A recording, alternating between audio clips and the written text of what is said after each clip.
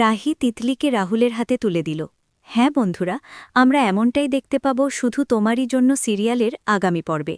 রাহি তিতলির সামনে দাঁড়িয়ে একটু ক্ষোভ মিশ্রিত গলায় বলে, তুই এত রাগ দেখাচ্ছিস কেন বলতো?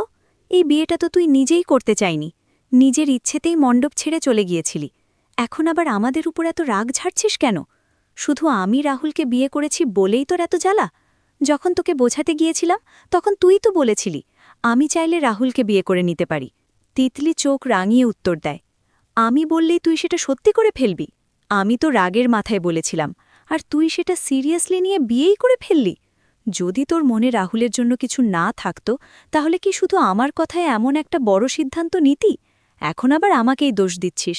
আমি তখন রাগে বলেছিলাম দিদি, আর এখনও রাগেই বলছি, তুই রাহুলকে ছেড়ে দে।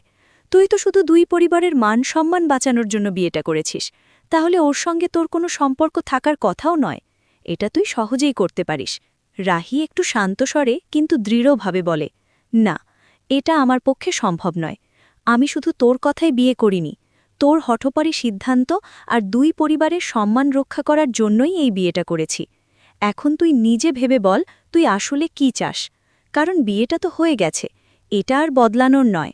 এই সময় রাহুল এসে দাঁড়ায়, তার মুখে ক্লান্তি আর হতাশা স্পষ্ট। সে রাহিকে বলে, আমি আর পারছি না এসব সহ্য করতে। সব কিছুর একটা সীমা থাকে। আমি তো শুধু একটা সাধারণ জীবন চেয়েছিলাম, একটা স্বাভাবিক বিয়ে, ভালোবাসা আর একটু শান্তি। কিন্তু আমার জীবনে কিছুই স্বাভাবিকভাবে হলো না। যাকে আমি একসময় ভালোবেসেছিলাম সেই মানুষটাই। কথা বলতে বলতে সে থেমে যায়, তারপর ধীরে বলে, সরি রাহি, জানি না কেন এসব বলছি, খুব অসহায় লাগছে নিজেকে। রাহি চুপচাপ সরে যেতে চাইলে রাহুল তাকে থামিয়ে জিজ্ঞেস করে, তুমি কোথায় যাচ্ছ? রাহি নিচু গালায় বলে, আমার মনে হচ্ছে এখানে আমার থাকার কোনো দরকার নেই। রাহুল একটু এগিয়ে এসে বলে, আমি কি তোমাকে চলে যেতে বলেছি?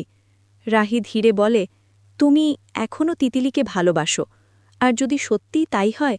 রাহুল মাঝপথেই তাকে থামিয়ে দেয়, তোমার বোনকে নিয়ে আমি আর কোনো কথা বলতে চাই না। রাহি বলতে যায়, না আসলে কথাটা উঠল বলেই।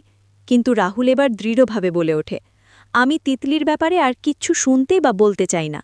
তবে একটা কথা আমি এই কয়েকদিনে পরিষ্কার বুঝে গেছি, তিতলি এই রায়চৌধুরী পরিবারের যোগ্য নয়।